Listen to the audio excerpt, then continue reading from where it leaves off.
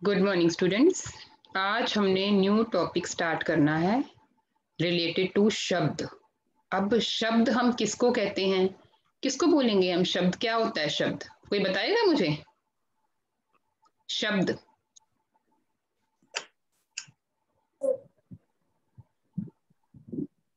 Anybody?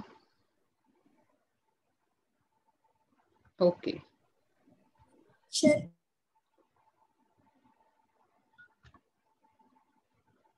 तो आज का टॉपिक है शब्द। ओके बेटा, मैं बाद में पूछूंगी आपसे जिनका हैंड रेज है। ओके, तो शब्द और उसका वर्गीकरण हमने सिर्फ PT1 में देखना है कि हम शब्द किसको कहते हैं और उसको कैसे क्लासिफिकेशन शब्द की जाती है। शब्द हम किसको कहते हैं? हम आम बोलचाल में हम जिन भी शब्दों को, जैसे मैं कुछ बोल रही हूँ अभी, तो मैं शब्दों का इस्तेमाल कर रही हूँ ना, मैं शब्दों के द्वारा ही आपको बोल रही हूँ, मैं शब्दों को जोड़ के शब्दों को वाक्यों के जरिए आपके सामने प्रस्तुत कर रही हूँ। तो जो सबसे छोटी इकाई होती है ध्वनि, जो हम कोई भी चीज हम जब हम बोल रहे हैं तो सबसे छोटी इकाई होती है, यूनिट होता है ध्वनि। ध्वनि कैसे? अ, क, स, म, इसी को तो हम ध्वनि कहते हैं ना। इन्हीं को जोड़कर क्या बन जाता है? शब्द बन जाता है। जब हम क, ख, ग या क, म, ल, तो क, म, ल, इसको जोड़ के क्या बन गया? कमल। तो ये जो कमल है ये हमारे पास शब्द है, ये शब्द है। लेकिन शब्द कहलाने के लिए ये जरूरी है कि जिन ध्वनियों को हम जोड़ रहे हैं, हम क को जोड़ रहे हैं, फिर म को जोड़ रहे हैं, फिर ल को जोड़ रहे हैं, उसको जोड़ने के बाद हमारे पास एक प्रॉपर मीनिंग वाला शब्द निकलता है जिसका कोई मीनिंग होता है। तो शब्द हम उसी को कहते हैं जब हम प्रॉपर ध्वनियों को आपस में मिलाते हैं, दो या दो से अधिक, और उनसे कोई हमें ऐसा शब्द मिलता है जिसका कोई मीनिंग निकलता है। ऐसे नहीं कि हम किसी भी दो शब्दों को हमने जोड़ दिया और वो शब्द बन गया, नो। जब तक कि उसका प्रॉपर मीनिंग नहीं निकलेगा वो शब्द नहीं कहलाएगा। एक एग्जांपल से देखो, ये जो मुर्गा शब्द है, देखो मुर्गा, इसमें कितने सारे ये शब्द जोड़े हुए हैं, कितने सारे ये वर्ण जोड़े हुए हैं। म, उ, र, ग, आ, मुर्गा, तभी ये मुर्गा बना ना। और इसका प्रॉपर मीनिंग है इसका, तभी ये शब्द कहलाएगा। अगर हम यहाँ पे ऐसे शब्द लगाएंगे कि जिनका कोई प्रॉपर मीनिंग निकलता ही नहीं है, तो उसको हम शब्द नहीं बोलेंगे, वो शब्द नहीं कहलाते हैं। जैसे बालक, तो बालक में एक ब शब्द है, बा, फिर ल, फिर क। अगर हम ये ब के अंदर आ की मात्रा लगी हुई है, ल के साथ अकेला है ल, लेकिन उसके साथ अ है, और उसके बाद क, तो ये बन गया बालक। पेड़, प, प के ऊपर ए की मात्रा लगी है ना, फिर र, र के साथ अ की साउंड आ रही है ना, र, तो ये बन गया पेड़। और ये जो शब्द हैं ये शब्द कहलाएंगे। ये शब्द क्यों कहलाएंगे? क्योंकि ये क्या है, ये सभी शब्द कुछ वर्णों या व्यंजनों के सार्थक मेल से बने हैं। वर्णों और व्यंजन क्या होता है, स्वर और व्यंजन क्या होता है, जो हमने अभी तक पढ़े हैं, क, ख, ग, वर्णमाला, जिसमें वर्णमाला जिसको हम कहते हैं, जिसमें स्वर और व्यंजन दोनों आते हैं, उनके उन वर्णों से जो शब्द मिलता है, बनता है, और जिसका कोई सार्थक मतलब मिलता है, तभी हम उसको शब्द कह देते हैं।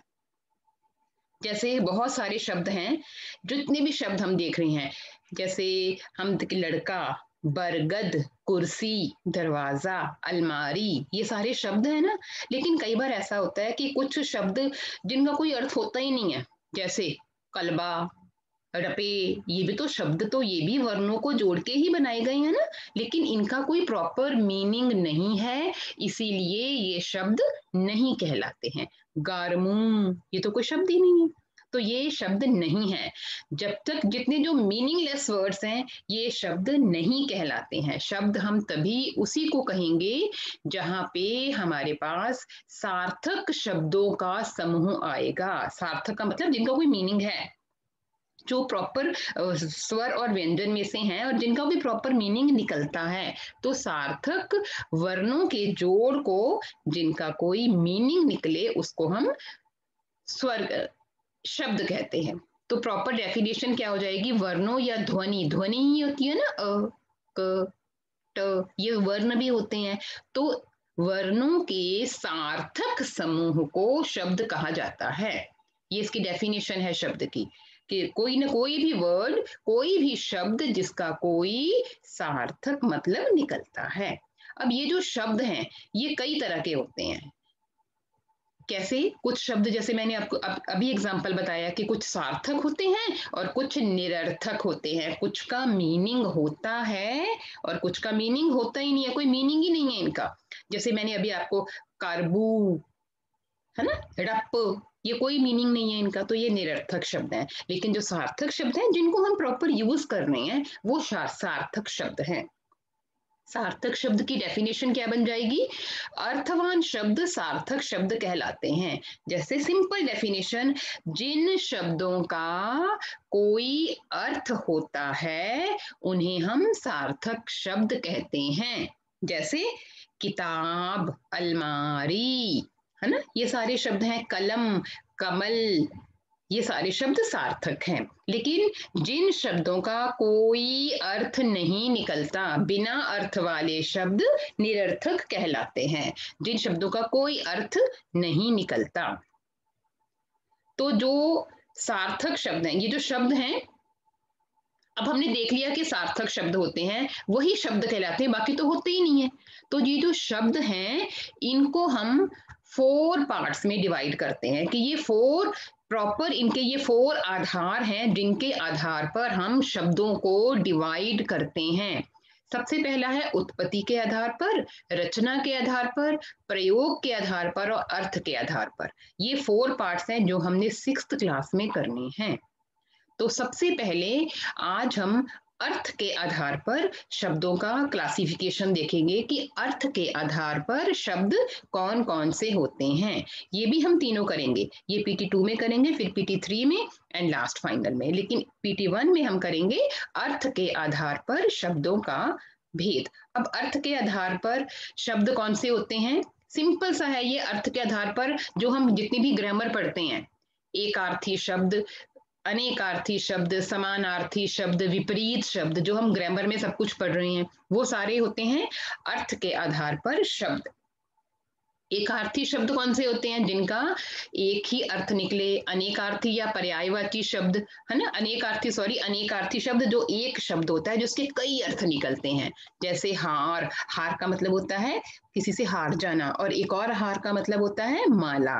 तो ये हो गए अनेकार्थी शब्द। समानार्थी शब्द या पर्यायवाची शब्द होते हैं, और इसके बाद होते हैं विलोम शब्द या विपरीतार्थक शब्द। इसके अलावा भी शब्दों, जो सार्थक शब्द हैं, वो कई पार्ट्स में डिवाइड होते हैं। अब ये हमने देखा कि शब्द जो है ये विपरीतार्थक होते हैं, समानार्थी शब्द होते हैं, अनेकार्थी शब्द होते हैं, एकार्थी शब्द होते हैं, वाक्यांशों के लिए एक शब्द होते हैं, ये भी तो शब्द ही होते हैं ना। और ये क्या होते हैं? शब्द। 4 प्रकार के शब्दों का आधार होता है जिनके आधार पर हम उनको डिवाइड करते हैं। अर्थ के आधार पर ये 4 प्रकार के शब्द होते हैं। शब्द कितने प्रकार के होते हैं? शब्द 2 प्रकार के होते हैं, सार्थक शब्द और निरर्थक शब्द। और शब्द की डेफिनेशन किसको हम कहते हैं? शब्द ध्वनियों या वर्णों के सार्थक समूह को हम शब्द कहते हैं। तो यही हमने शब्द टॉपिक में करना है। ये हमने कर लिया है शब्द टॉपिक।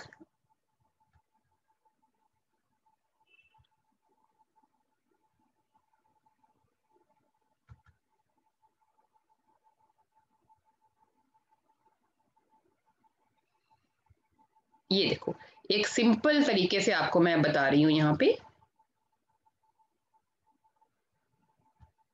ये शब्द है ना। अर्थ के आधार पर शब्दों को हम निम्नलिखित प्रकार से बांटते हैं: सार्थक शब्द, निरर्थक शब्द। अब निरर्थक शब्द तो कोई शब्द होता ही नहीं है, तो इसको हम कह ही नहीं सकते कि ये निरर्थक शब्द का तो कोई मतलब ही नहीं है, इसलिए हमने इसको अपनी कैटेगरी से बाहर निकाल दिया। अब हमारे पास रह गए सार्थक शब्द। सार्थक शब्द वो शब्द जिनका कोई अर्थ निकलता है। अब ये जो सार्थक शब्द हैं ये कौन कौन से होते हैं?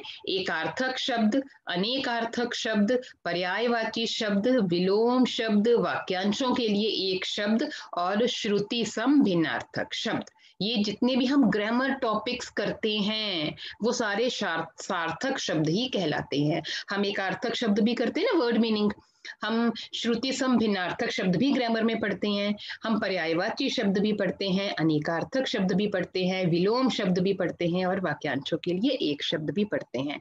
तो ये सारे सार्थक शब्दों के पार्ट्स हैं। और सार्थक शब्द क्या होते हैं? वो शब्द जिनका कोई प्रॉपर अर्थ निकलता है। तो ये हमने आज शब्द टॉपिक किया है। तो सिंपल सा शब्द टॉपिक में हमें कैसे एग्जाम में क्वेश्चन आ सकता है?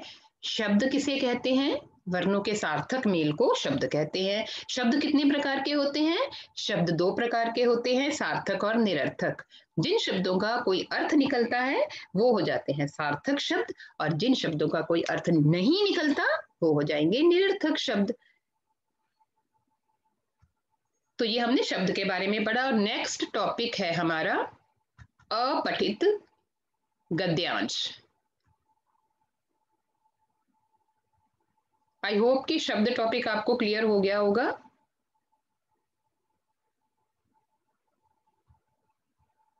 अब नेक्स्ट है अपठित गद्यांश। बहुत इजी है, हम बहुत बार एग्जाम्स में करते हैं, 5th क्लास में भी हमने किया है कि हमें कोई कॉम्प्रीहेंशन पैसेज, अनसीन पैसेज दे दिया जाता है, उसको पढ़ के हम उसमें से क्वेश्चन आंसर्स फाइंड आउट करते हैं। जो क्वेश्चंस हमने दिए होते हैं हमें, हम क्या करते हैं?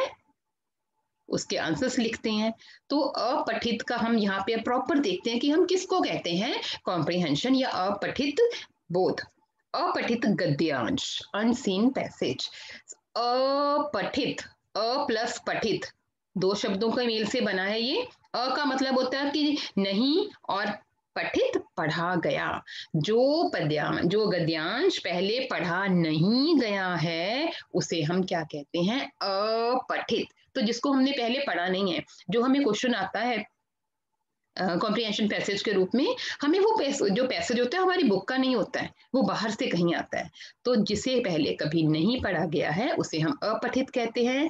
और इसको कोई समझाने के लिए उस समय हमारे पास नहीं होता है। बुक में से जितने भी पैराग्राफ्स हम पढ़ते हैं वो जो है वो हमें टीचर समझाता है, लेकिन एग्जाम्स में जब हमें कॉम्प्रीहेंशन पैसेज आता है तो वो हमें खुद पढ़ना पड़ता है, खुद समझना पड़ता है और खुद उनके आंसर्स देने पड़ते हैं। अब ये 2 तरह का होता है, 2 तरह से क्वेश्चन आ सकता है। पहला आ सकता है अपठित गद्यांश, हमारे जो है जैसे हम जो गद्यांश होती हैं जो लाइंस, कॉम्प्रीहेंशन पैसेज। और एक होता है अपठित पद्यांश, पोइट्री में से हमें कोई लाइंस दी जाएं और हम उसमें से हमें क्वेश्चंस फाइंड आउट करने के लिए कहे जाएं, लेकिन हमने सिर्फ अपठित गद्यांश ही अभी करना है। तो सबसे पहले जब अपठित गद्यांश हमें आए तो हमें क्या करना पड़ता है? ये 2 तरह से भी आ सकता है। इसमें से एमसीक्यूज भी आ सकते हैं और हमें शॉर्ट क्वेश्चंस भी आ सकते हैं। ऐसा भी हो सकता है कि हमें एक कॉम्प्रीहेंशन पैसेज दे दिया जाए और कॉम्प्रीहेंशन पैसेज देने के बाद हमें कुछ एमसीक्यूज पीछे पूछे जाएं और हमें टिक करना हो कि इसमें से इसका करेक्ट ऑप्शन क्या है। एक दूसरा क्या तरीका हो सकता है कि हमें कॉम्प्रीहेंशन पैसेज दिया हुआ है और वो कॉम्प्रीहेंशन पैसेज देने के बाद हमसे एग्जामिनर पूछता है कि जो नीचे क्वेश्चन लिखे गए हैं इनके आंसर्स आपने खुद लिखने हैं।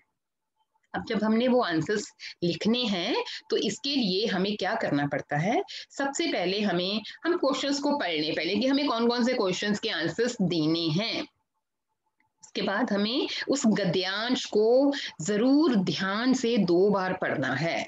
2 बार पढ़ने के बाद ही हमें वो समझ आता है। तो 2 बार पढ़ने के बाद हम उसको अच्छी तरह से समझ जाते हैं और हमें ये भी पता चल जाता है कि हमें जो क्वेश्चंस दिए गए हैं, हमारे आंसर्स इसमें दिए गए हैं और कहाँ कहाँ होंगे। तो हम उसमें से इजीली उसमें से फाइंड आउट कर सकते हैं अपने आंसर्स और उनको हम लिख सकते हैं।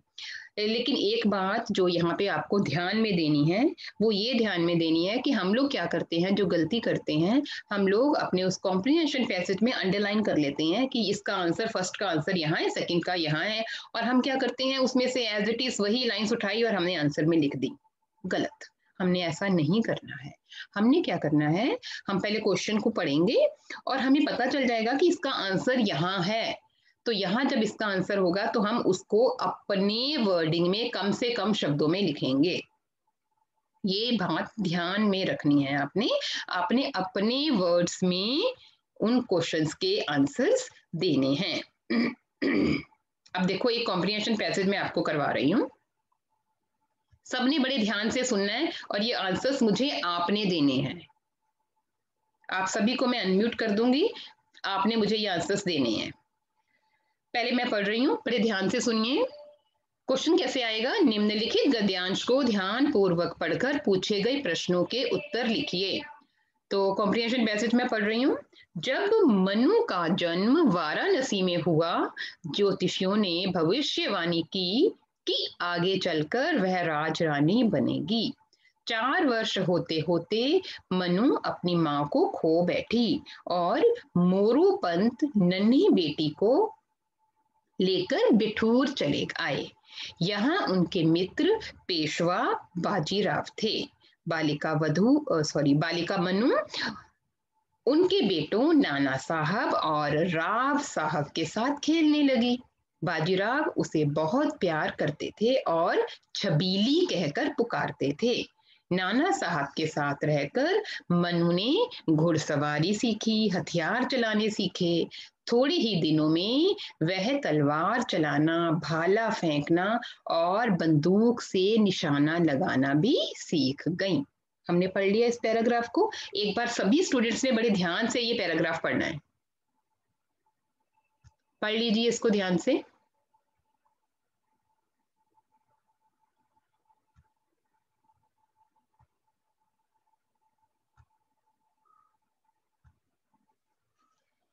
यस, अब फर्स्ट क्वेश्चन है, मनु का जन्म कहाँ हुआ था?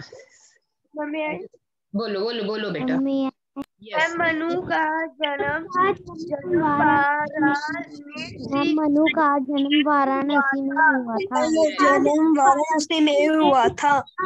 मनु का जन्म वाराणसी में हुआ था। तो हम क्या लिखेंगे? मनु का जन्म मनु का नसी में हुआ था। हमारा फर्स्ट क्वेश्चन हो गया। सेकंड क्वेश्चन, मनु के पिता का क्या नाम था? मनु के पिता का नाम मोरोपंत था। यस, अब मनु के पिता का क्या नाम था? मनु के पिता का नाम मोरोपंत था। ठीक है। मनु किसके साथ बचपन में खेलती थी? मनु बचपन में नाना साहिब के साथ खेलती थी। यस, अब हमने नाना साहब के साथ रहकर मनु ने ये सीखा। हमें अपनी वर्डिंग में आंसर देना है। मनु बचपन में नाना साहब के साथ खेलती थी। थोड़े दिनों में मनु ने क्या क्या सीखा? थोड़े दिनों में तलवार चलाना, भाला फेंकना और बंदूक से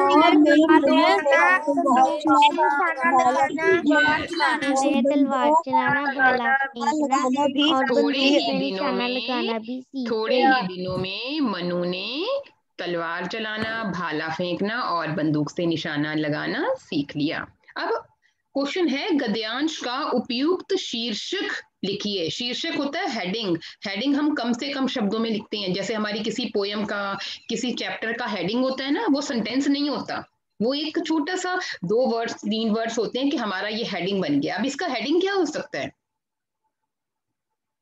शीर्षक का मतलब हेडिंग। जैसे हमारी पोयम थी, वह चिड़िया है, वह चिड़िया जो बचपन, है ना, ये हमारे हेडिंग्स थे। तो कोई इसका हेडिंग मुझे बताएगा? हम क्या इसका हेडिंग है? वाराणसी। अच्छा, ये जो मनु है ये कौन है? कोई बताएगा मुझे, मनु कौन है यहाँ पे? मैम झांसी की रानी। हाँ, झांसी की रानी है ना।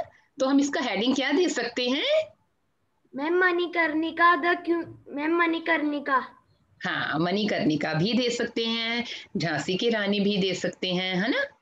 झांसी की रानी का बचपन, ये भी हेडिंग इसका दे सकते हैं। तो हेडिंग जो है वो हम सेंटेंस में नहीं देते। हम ऐसे नहीं देंगे इसका हेडिंग कि हम पूरा का पूरा सेंटेंस बना दें।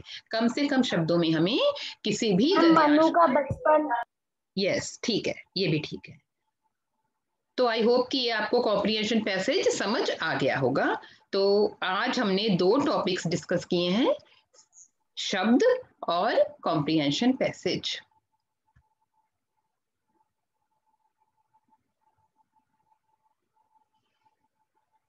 किसी की कोई क्वेरी है तो पूछ सकता है।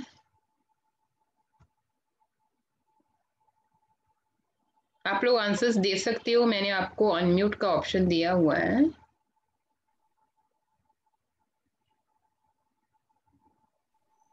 हैंड रेज कर लीजिए, हैंड रेज करना है बेटा, हैंड रेज कर लीजिए।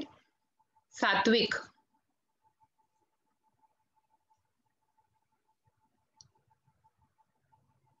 सात्विक पूछना है बेटा आपने, अनम्यूट करके पूछ लीजिए। Can you unmute yourself? Okay बेटा, ma'am yes we can. Okay बेटा, ओके। मानवी, सॉरी, किसका हैंड रेज है? किसी का हैंड रेज नहीं है।